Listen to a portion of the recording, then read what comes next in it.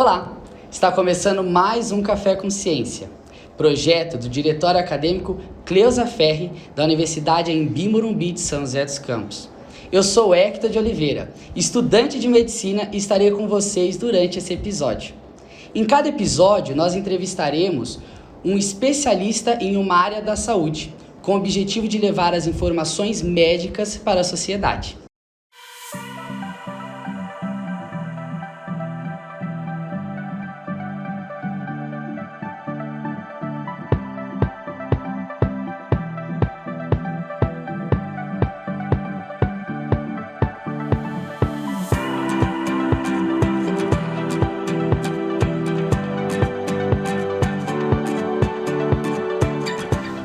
E hoje contamos com a presença ilustre da doutora Andrea Bettiati, graduada em Medicina pela Universidade de Mogi das Cruzes e pós-graduada em Ginecologia Obstétrica pelo Hospital Albert Sabin, em Colposcopia pelo Instituto Brasileiro de Controle do Câncer, IBCC, e em Ultrassonografia.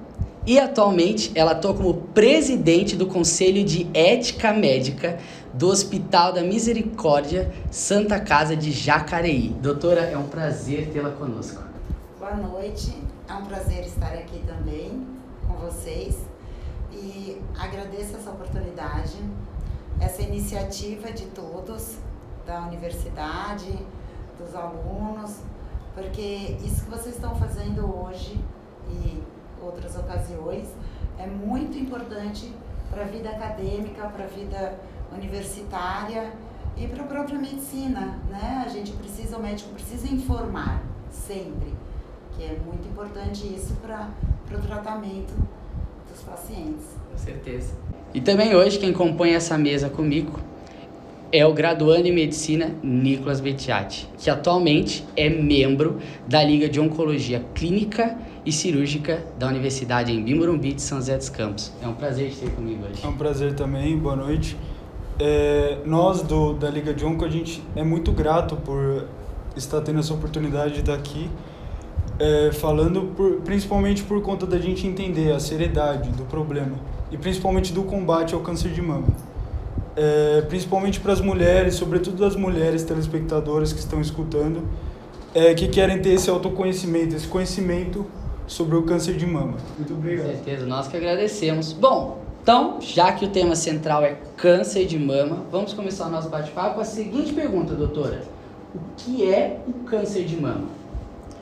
O câncer, de um modo geral, né, e não tem tanta diferença em ser o de mama, é uma diferenciação celular. A célula, ela está em equilíbrio no nosso organismo. Ela tem todo o movimento para que ela se mantenha em equilíbrio, os sistemas e os órgãos. O que acontece é que começa a ter uma diferenciação celular, né? Essa célula diferente, ela começa a agir no nosso organismo de uma maneira diferente. E o tecido, ao invés de voltar ao que nós chamamos de normal ou anatômico, eu não gosto muito da palavra normal, mas da palavra padrão ou anatômico, ela se diferencia e acaba formando um tumor de células diferenciadas das originais.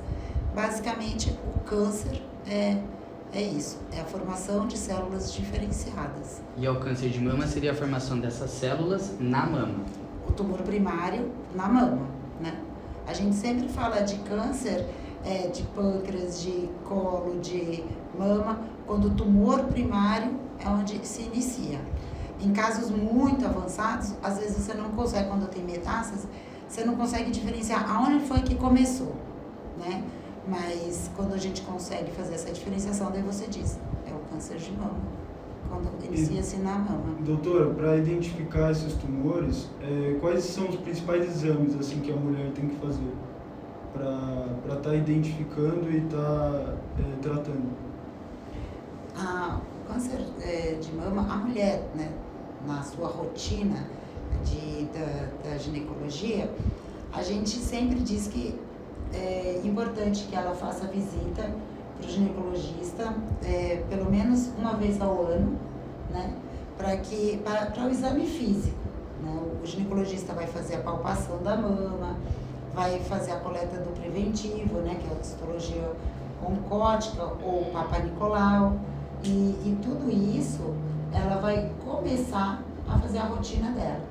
Normalmente, as meninas adolescentes já começam, né, com essa rotina até a fase adulta da menopausa.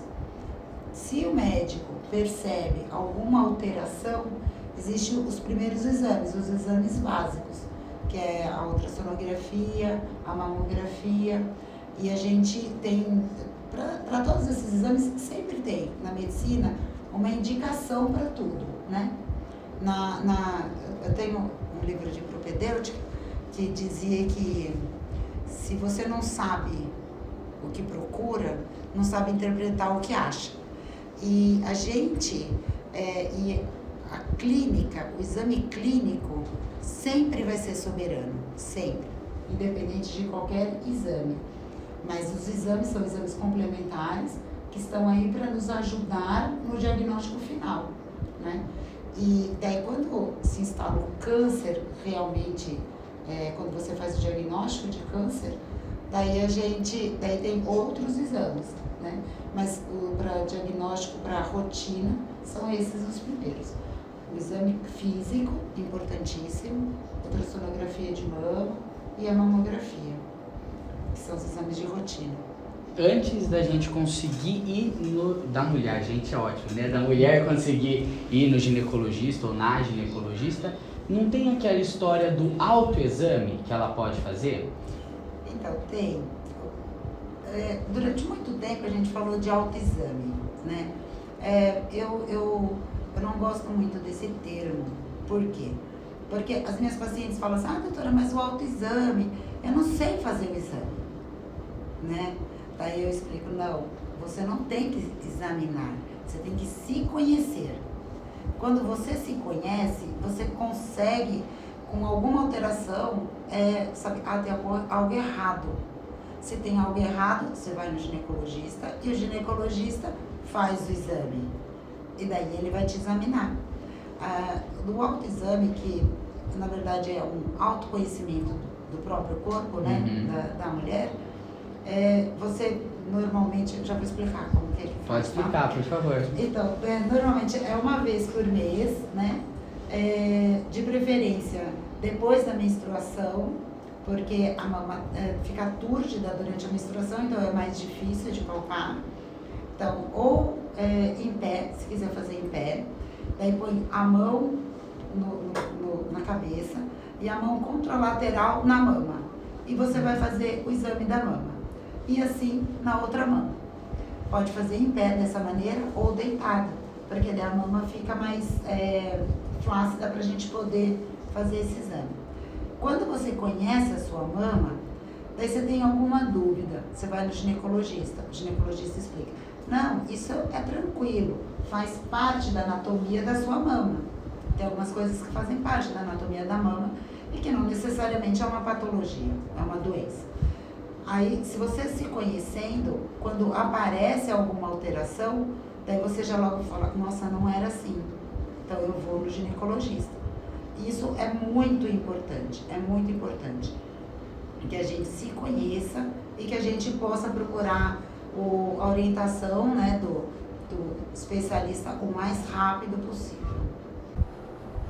Esse autoconhecimento, muitas vezes também, é por origem genética, né? Porque o câncer, muitas vezes ele pode ser de origem genética.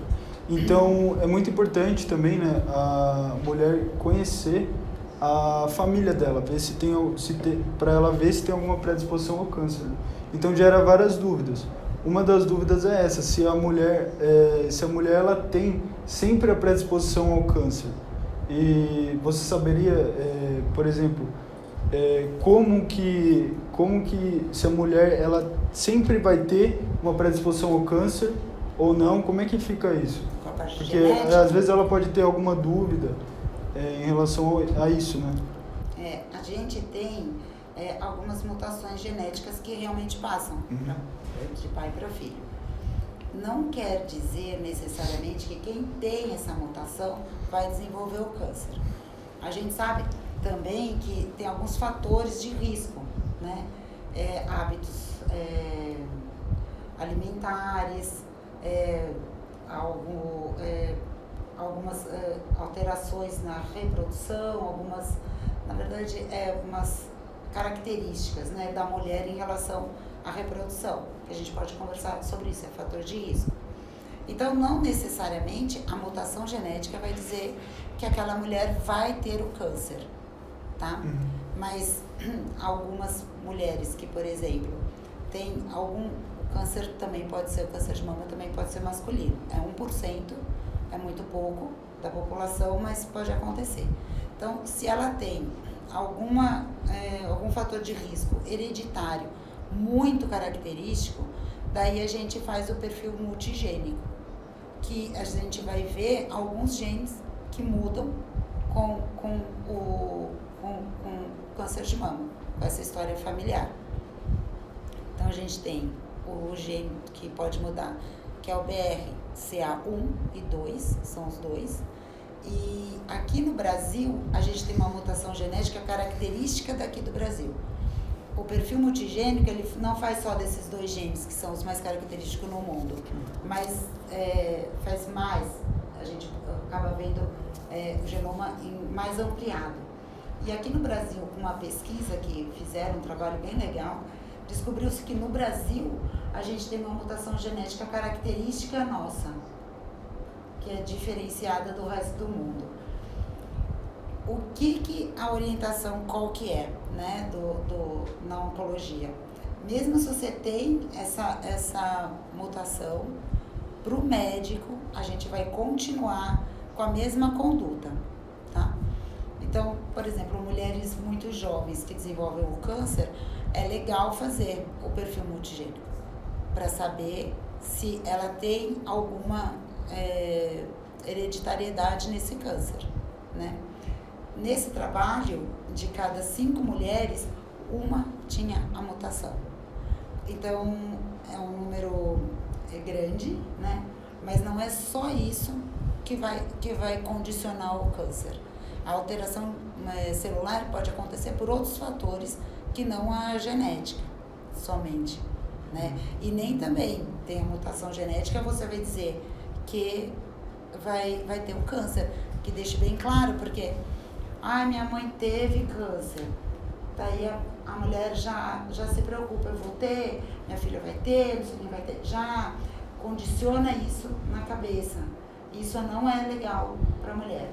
Confia no ginecologista, tenha dúvida, vá, discute, conversa, tire as dúvidas, mas assim, ficar muito preocupada por causa dessa mutação genética, até porque a gente, no Brasil, a gente começou a fazer esse estudo genético, tem mais acesso a isso há pouco tempo, não faz muito tempo, faz pouquíssimo tempo que a gente consegue fazer esse estudo, né? E também não são todas as mulheres que têm esse acesso, é um exame muito caro, né? E que pra gente fazer isso na gestão pública fica mais difícil. Eu espero que no futuro muito próximo a gente consiga expandir para todas as mulheres, porque vai fazer diferença depois no tratamento, quando o câncer já está diagnosticado. Doutora, eu quero aproveitar essa deixa para te perguntar, quais os fatores de risco para o câncer de mama? O que a mulher pode fazer que aumenta a chance? O fator de risco é quando a gente tem uma população, vou explicar rapidinho, uma população já diagnosticada, daí você faz uma estatística e vê que tem uma maior quantidade de pessoas com aquelas características, certo? Certo. Isso não quer dizer que toda característica que eu vou falar aqui vai desenvolver o câncer, mas que essas pessoas têm mais predisposição, porque a gente viu o grupo controle, tá? Que é a pessoa que está com o câncer. Então, seria a má alimentação, obesidade, muito, e a gente vê aumentar o câncer, né? Por causa de todos esses alimentos industrializados, alimentos esses hambúrguer, tudo industrializado, enlatado, tudo isso acaba piorando, né, na alimentação e tem uma possibilidade de desenvolver o câncer. Bebida alcoólica, o excesso de bebida alcoólica, o cigarro, como você falou, sedentarismo. Então, esses são os hábitos de vida que é o fator de risco. Outras que acontecem a mulher começou a ter filho com mais idade, né? Então, as mulheres que não têm filhos, as mulheres que não amamentaram, as mulheres que tiveram menstruação muito precoce, antes dos 12 anos, ou as mulheres que têm a menopausa mais tardia, depois dos 55, todas essas também têm o fator de risco aumentado. E história familiar, que é o que a gente estava conversando sobre o gene, né, a alteração genética, e história de câncer de mama, câncer de ovário, são alguns fatores de risco que você já fica mais atento para aquela paciente, para que a gente possa fazer um diagnóstico precoce antes do início do câncer invasivo e tudo mais. Eu vi que a amamentação não é um fator de risco, então a mulher que amamenta tem mais chance de ter, não é? Na verdade, quem amamenta é um fator protetivo. Olha só. É uma proteção, né? O aleitamento materno, ele é bom em tudo. Para evitar a obesidade infantil, é um fator de proteção para o câncer de mama. Então, são fatores de proteção, né?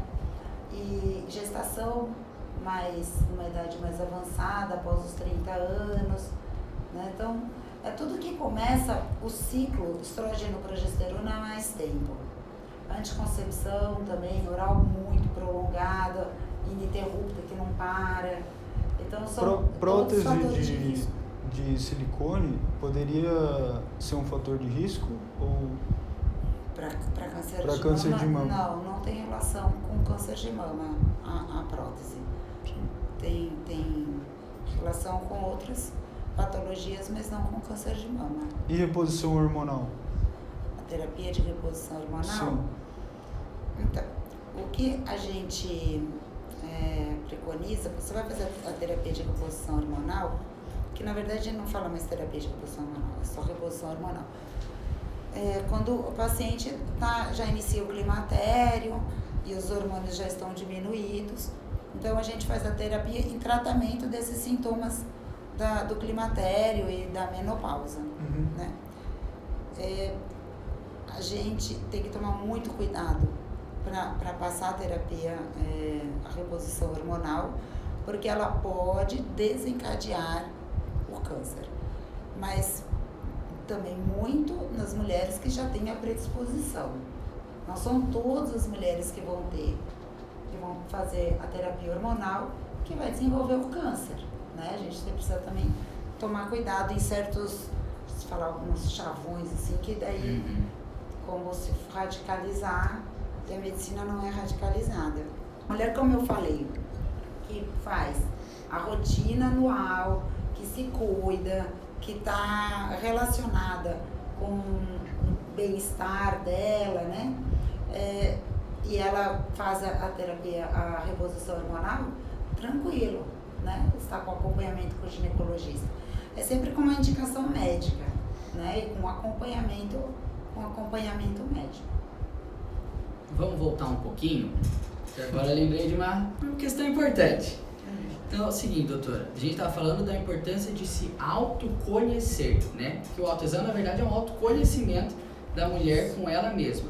Então, passou no ginecologista agora no começo do ano, o ginecologista palpou, estava tudo bem. Mas, sei lá, o ano foi passando, ela foi sentindo uma dor, um desconforto. Quais são os sintomas que indicam que a mulher deve voltar a procurar essa assistência médica? Então, basicamente, é o nódulo mamário, né? Ela vem, a maioria das pacientes que vêm no ginecologista, ela vem, eu tô sentindo um caroço, tô sentindo uma bolinha, né? Então é o nódulo mamário. O nódulo do câncer, ele é um nódulo mais fixo, é mais endurecido e geralmente é indolor, tá? O que a gente pode observar também é na pele da mama, né? Tem um abaulamento, uma retração, isso também pode indicar. Então, é legal da mulher não só fazer, né, ter esse hábito de se tocar, mas também se olhar no espelho, tá? Então, ela se olhando no espelho, as mamas, tanto com os braços para baixo, como os braços para cima, as mamas têm que estar simétricas, né, mais ou menos iguais, e a pele também tem que ser clara. Então, se tiver algum vermelhidão ou inversão do mamilo, que o mamilo ele entra para dentro, entra assim, é uma inversão mamilar, então também é um indício de câncer. Secreção do mamilo, às vezes clara, na maioria das vezes sanguinolenta. Então, são todas essas características. Algum nódulo na axila também, né, que pode ser um linfonodo característico de CA no pescoço.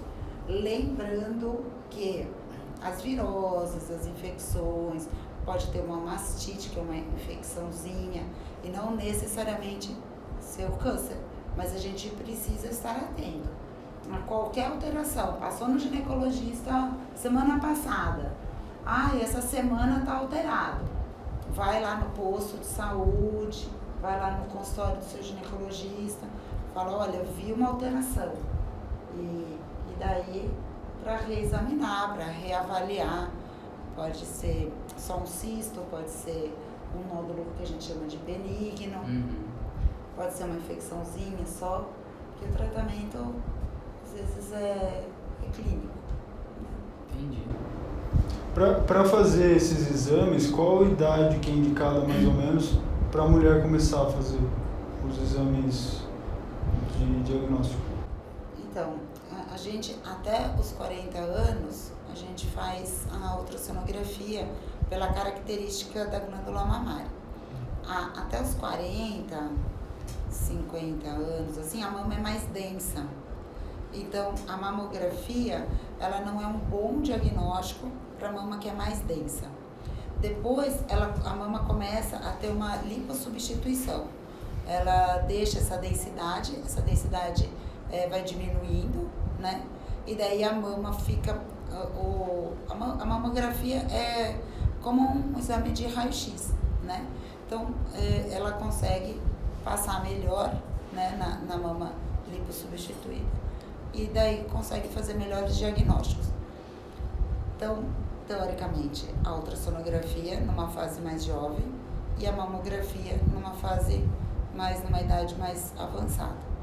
Não se tem um consenso em relação à idade, tá? Aqui no Brasil é de 50 a 69 anos. Se diz, né, o Ministério da Saúde diz que antes de 50 anos, por causa dessa densidade e tudo, você tem que acabar complementando com a ultrassonografia, e depois também não é um exame que seja totalmente viável. E a gente fala também em saúde pública, né? A gente tem que pensar que a gente vai fazer esses exames, todas as consultas na população feminina brasileira. Então, sim, tudo isso a gente tem que pensar em gestão pública. Como que você vai oferecer isso, né, para um país como o Brasil? Mas, teoricamente, é isso. Até os 40 anos, a ultrassonografia, e dos 50 aos 69 a mamografia. Claro que você pode pedir mamografia com 30 anos, se necessário for, beleza? Porque se tem um histórico, ou tem um câncer prévio, Então, você pode pedir, não é que você não pode fazer. Mas para a saúde pública, a idade é essa. E o câncer de mama, ele é uma coisa no Brasil muito frequente, doutor? A incidência de câncer no Brasil, no mundo, é mais ou menos a mesma incidência, né? Porque, primeiro que pode ser um hábito feminino, as mulheres também estão tendo filhos com mais idade no mundo inteiro, amamentação, tudo isso. Há um tempo atrás, acho que era o Ninho, que fez uma propaganda, né? Leite Ninho. Eles falavam que era melhor o leite, né, industrializado do que leite materno, que era fraco. Daí percebeu-se esse equívoco imenso, e daí começaram a vir todos os leites, que até 6 meses de idade é o leite materno. Mas teve que fazer uma propaganda em relação a isso, para retomar a amamentação. Então, é um hábito feminino mundial. O câncer de mama é o segundo mais acometido, né, entre as mulheres. Então, isso acaba no mundo inteiro. A incidência não muda muito do Brasil para os outros. O que muda, quem descobriu aqui, foi esse gene, né, a mutação genética, que é é brasileira. Ô, doutor, a incidência do câncer de mama em mulheres mais novas, de até 30 anos de idade, tem aumentado nos últimos anos. E pode ser, muitas pessoas acham que é por conta do leite ninho, essas coisas, por conta dessa indústria, que os alimentos são muito industrializados e a nossa dieta, ela vem sido muito pouco proteica, e não como era antigamente, né? E você acha que tem alguma relação, assim, com a dieta da população, essa alta incidência de câncer em mulheres mais novas? Então, tem se falado que o câncer de mama aumentou nas mulheres jovens. Eu vou lembrar uma aula que eu tive na C. Camargo. Estava no quinto, no sexto ano, a gente passava na C. Camargo. E meu professor contou uma história bem isso em relação à mulher jovem com câncer de mama. Tinha uma moça no interior, no Mato Grosso, bem interior lá, e ela se casou. E na noite de núpcias, o marido dela falou: nossa, mas o que é isso? Ela tinha um tumor na mama. E que ela nunca conversou isso, nunca falou. E ele fez a viagem e falou: não, vou te levar. E trouxe lá para C. Camargo, e daí meu professor, né, da época, comentando sobre isso e tratando a moça. A moça também era jovem, entende? Então, o câncer de mama em jovens também acontecia antes. Isso eu estou falando há 27 anos atrás. Porque antes era mais velado, né? Era mais escondido. Ela tinha-se uma vergonha muito grande, uma timidez muito grande, e isso acabava atrapalhando os diagnósticos também, né? O hábito feminino, por ter mudado, por estar muito relacionado aos fatores de risco, a mulher aumentou muito o excesso de bebida alcoólica, existe mais obesidade, isso também pode influenciar, né? Mas, e a hereditariedade, tudo isso. Mas não se existe nada científico que disse que a incidência aumentou, assim, aumentou, entende? Não existe isso. O câncer de mama continua sendo, na maioria das vezes, de 55 anos para frente, e é isso. Agora, claro, tem que continuar fazendo os exames de rotina. Não tem nada científico provando que o câncer de mama aumentou. É só que existe uma divulgação maior dessas meninas, né, dessas jovens, e como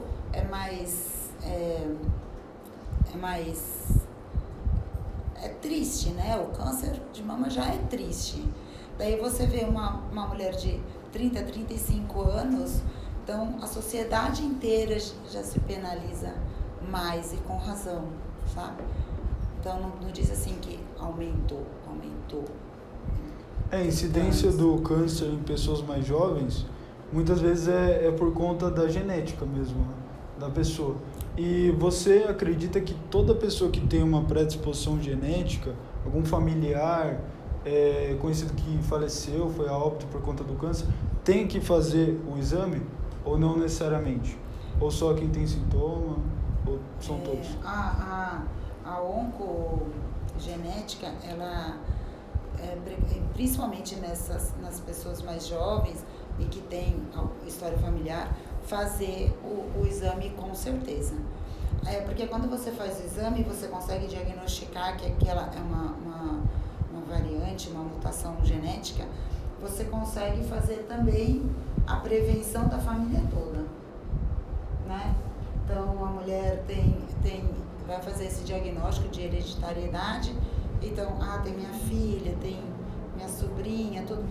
Aquela família já vai estar mais atenta aos sintomas e ao diagnóstico, diagnóstico precoce. Você ajuda não só uma mulher, você ajuda várias, né? Quando você faz o diagnóstico correto. Doutora, para a gente começar a encaminhar, felizmente para o fim, não vamos acabar agora, mas só para a gente direcionar. O câncer de mama, ele tem tratamento? E o tratamento significa que eu vou ter uma cura? Tem tratamento.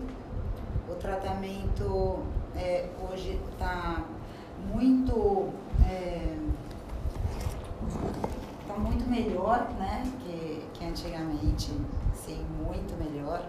As cirurgias eram cirurgias muito grandes, né? Hoje a gente consegue ter um cuidado, diminuir, né, a área cirúrgica, os linfonodos axilares, que antes fazia esse esvaziamento completo, né, e que dá muita sequela. Teve algumas pacientes que fizeram masté e fizeram o esvaziamento ganglionar, né, linfonodos axilares, dá muito linfedema, a mulher fica com o braço muito inchado. Isso elas falam que incomoda demais. Imagina. Incomoda muito.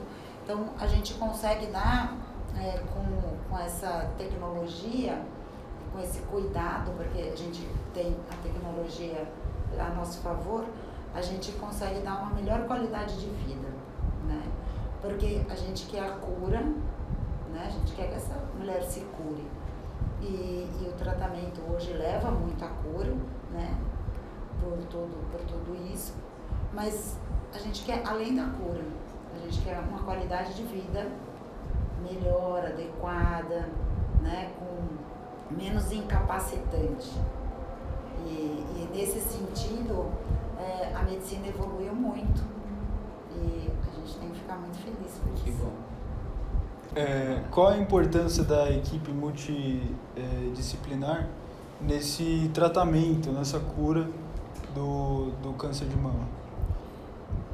A equipe multidisciplinar, ela é muito importante no câncer de mama. A partir do diagnóstico, né? E depois tratamento e sequência. O câncer, a gente tem uma sequência de tratamento prolongado. Às vezes dura anos, né? Que a gente precisa fazer o controle e a prevenção do câncer até a gente ter certeza que pode dar alta para essa paciente. Então, nesse tempo todo, desde o diagnóstico até a alta da paciente, ela passa por vários profissionais, desde a nutrição, odontológico, psicológico. Então, são todas a enfermagem.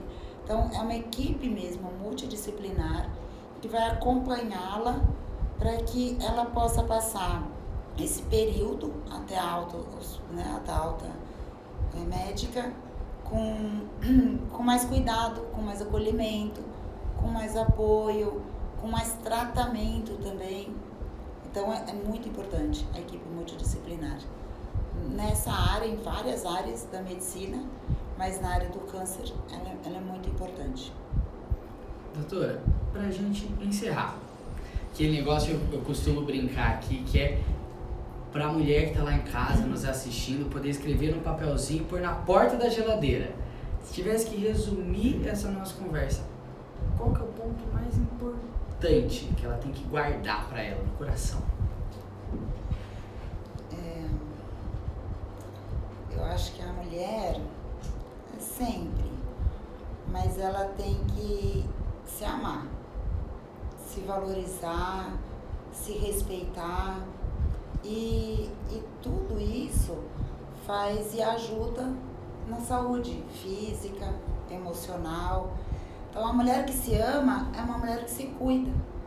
E quando ela se cuida e se ama, ela consegue cuidar e amar as outras pessoas, né? E é o que eu acho que é o mais importante. E a partir daí, a informação, o conhecimento do próprio corpo, ter confiança na equipe, né, médica, no médico que ela tem, na médica que ela tem, no ginecologista, que é algo tão íntimo, né? A gente precisa confiar no ginecologista, a gente precisa... Mas basicamente é isso, é se amar e se respeitar, e assim ela consegue se ajudar e ajudar outras mulheres também. Pra mim, é isso. Perfeito. Tem mais alguma questão, meu colega? Acredito que não. Não? Não. Bom, então chegamos ao fim de mais um programa do Café com Ciência. Queria agradecer imensamente a presença da doutora André aqui com a gente, a presença do Nicolas ajudando nessa mesa redonda aqui. Foi muito prazeroso estar com vocês. Eu que agradeço, foi muito bom, eu gostei muito. Que bom. Eu que agradeço pela oportunidade do diretório, em nome da Liga. Nós somos muito gratos pelo convite e principalmente porque a gente entende a seriedade e no combate ao câncer de mama. Então é muito importante a gente estar aqui conversando e debatendo, e principalmente a telespectadora, para ela levar isso para casa. Bom, e agradecemos a vocês que nos acompanharam pelo YouTube e pelo Spotify. Para ficar por dentro de todas as novidades do Diretório Científico e dos próximos episódios do Café com Ciência, siga a gente, acompanhe a gente pelo Instagram, @cientifico.dacf. Foi um prazer estar com vocês e até o próximo programa.